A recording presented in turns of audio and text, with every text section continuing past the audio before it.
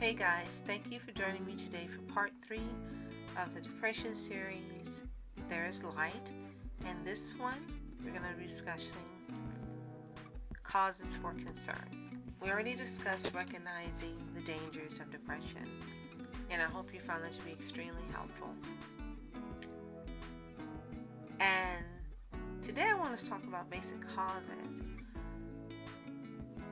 because along with them I want to offer you some advice or some suggestions. I didn't want to call it solutions, definitely didn't want to call it cures, because again, I am not a licensed physician, psychiatrist, or psychologist. I'm just sharing with you things I hope that will be helpful to you, things I found helpful in my own life, and hoping to make things brighter for you. So with that, let's get started. Now, we've heard that there are cycles of highs and lows. I know you've heard it or read about it. Part of that is pinpointing your cause of what is stressing you and setting you in the mindset for withdrawing and pulling yourself away from others. The thing is, there's kind of a long list of things that can do it, but I only want to talk about the ones that are major. And as we discussed before, it's really great when you can talk to others or lean on others. But the most important thing is knowing that you yourself are capable of doing some things in addition to possible therapy, medication, and the other things you're doing, including, as I've mentioned, meditation and so forth.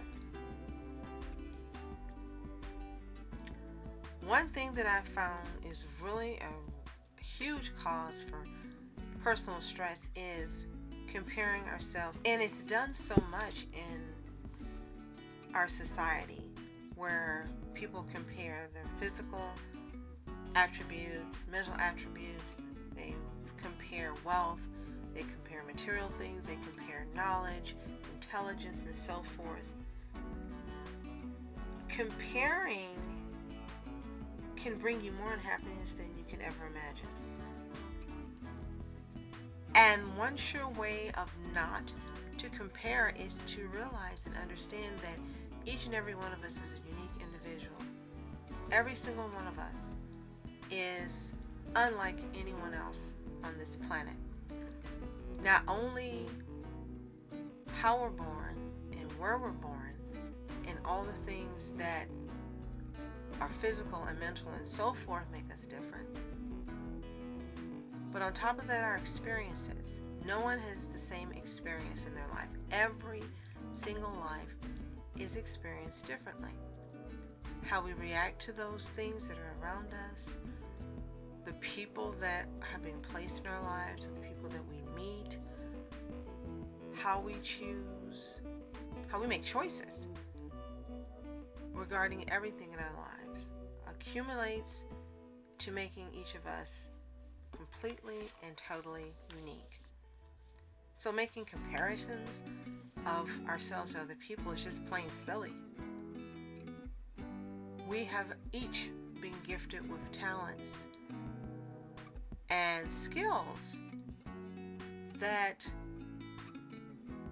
we are meant to use, not only to help others in the world, but also to bring us joy and to make our life more fulfilling.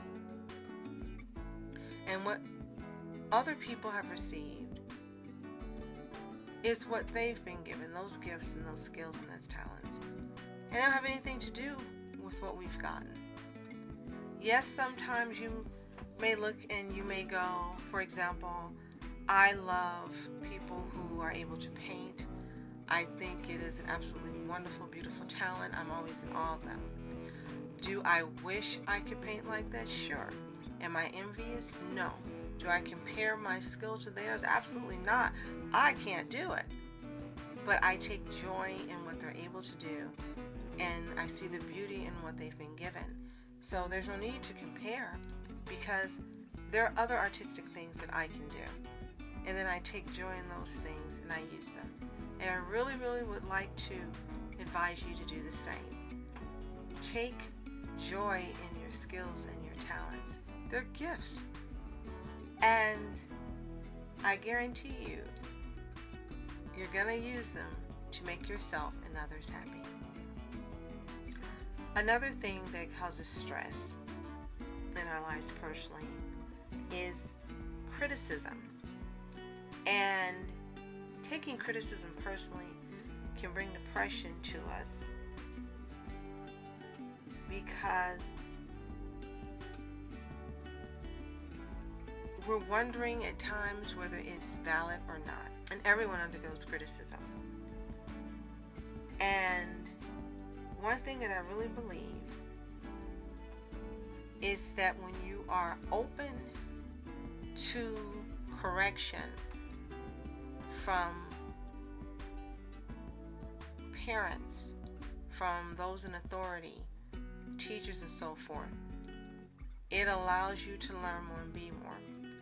But my biggest joy as far as reproof and correction is correction from God via the Holy Spirit.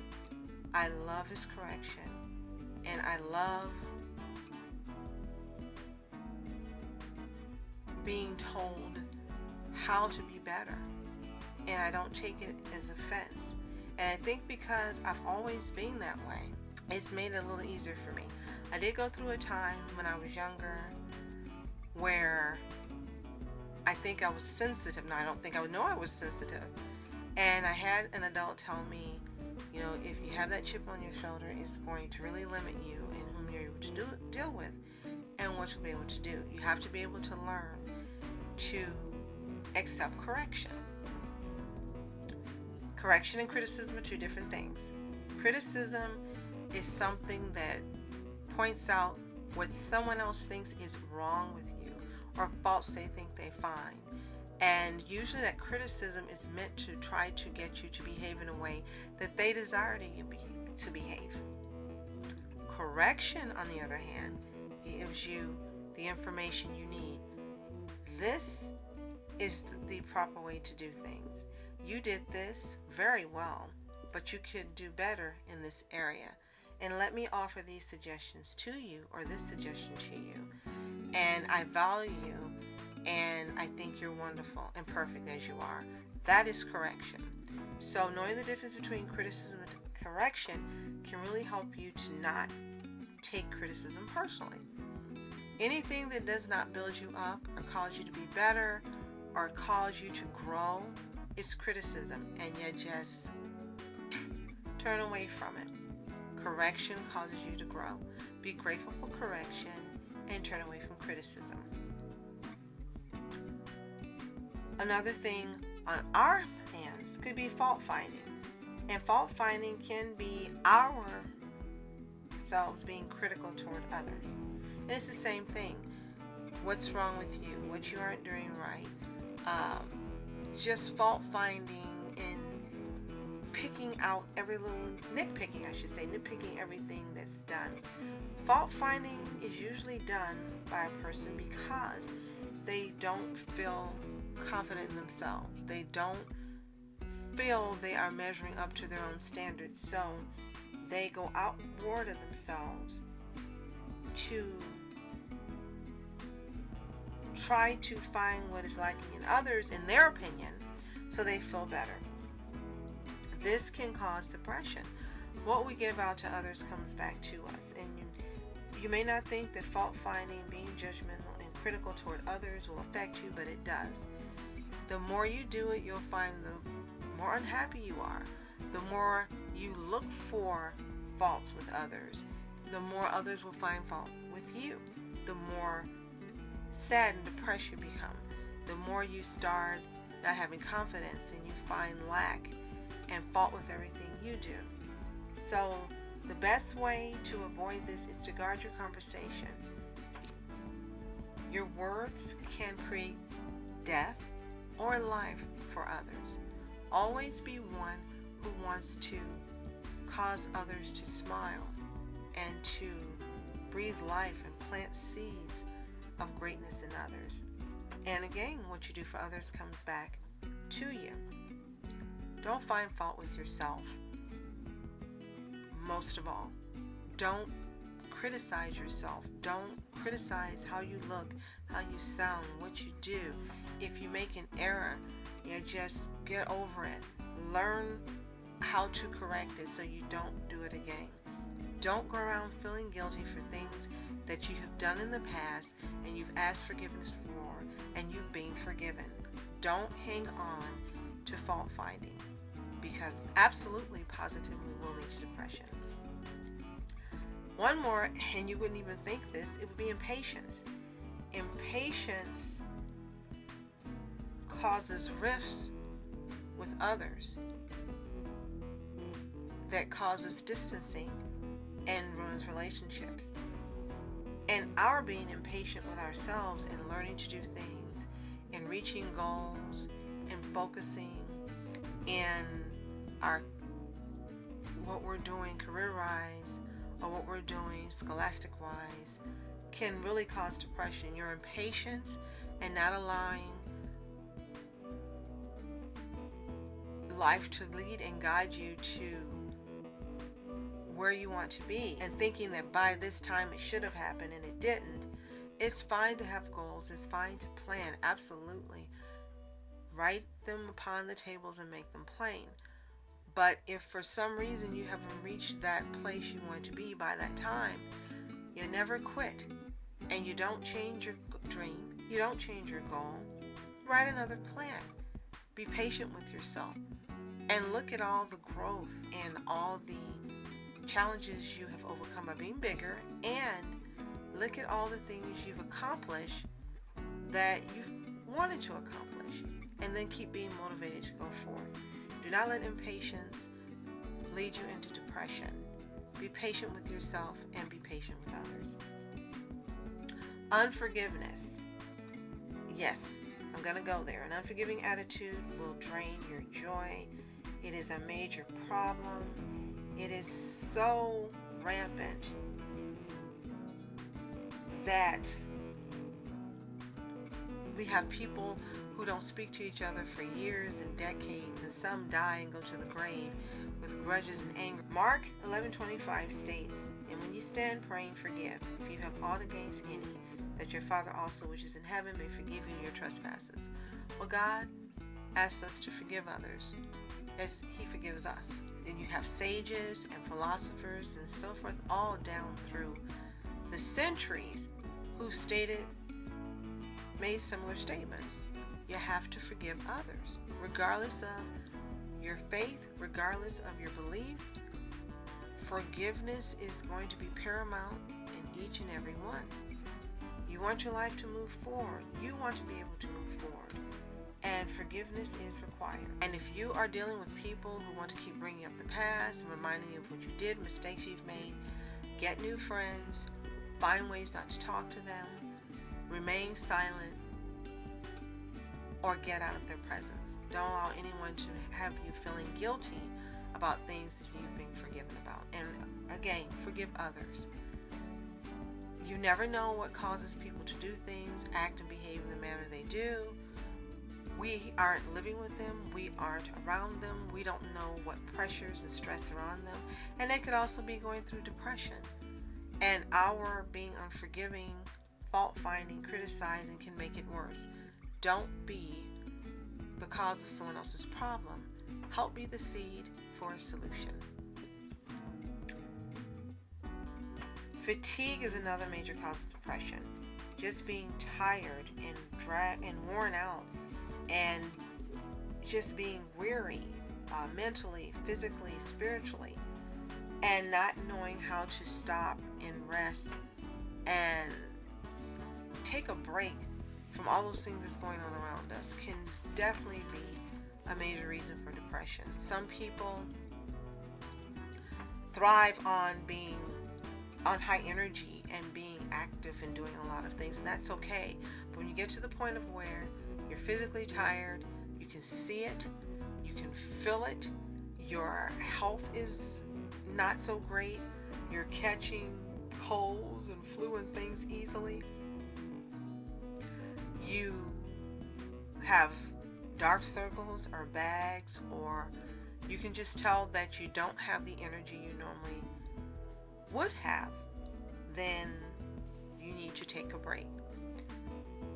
Whether that's just taking one day a week, as some do for the Sabbath, from sundown Friday to sundown Saturday, and making that 25 hours a day of rest and doing nothing but rejuvenating and meditation and fellowshipping with those around you, reading and talking and just doing things that make you happy.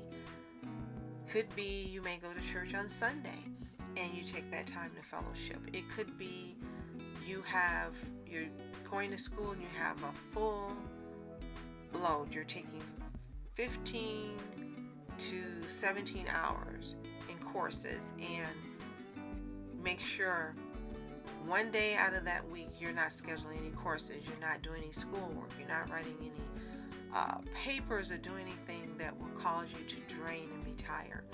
And then working. Hopefully you're at a job where you get days off, at least 2 days a week. Make one of those days a day that you take time for yourself, that you do those things that bring you joy. You don't run around trying to get all the things done that you normally would do during the days you work.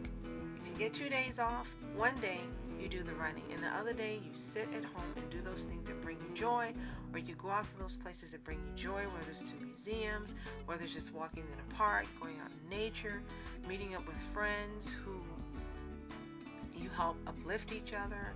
Whatever it is that brings you joy, do it. Don't overwork, overstress yourself till you're so fatigued and so weary that you are ill or worse. Yes, these things may not contribute to depression, but they do. So, I'm very happy that you joined me today, and I really do hope that these things will help you. Any meditation you're doing, any journals you're keeping of your experiences, any people you're talking to. Remember, you are valuable. There is no one like you. You are unique. You are worthy of having joy and happiness, and you are loved. So, thank you for joining me today, and I will see you for part 4.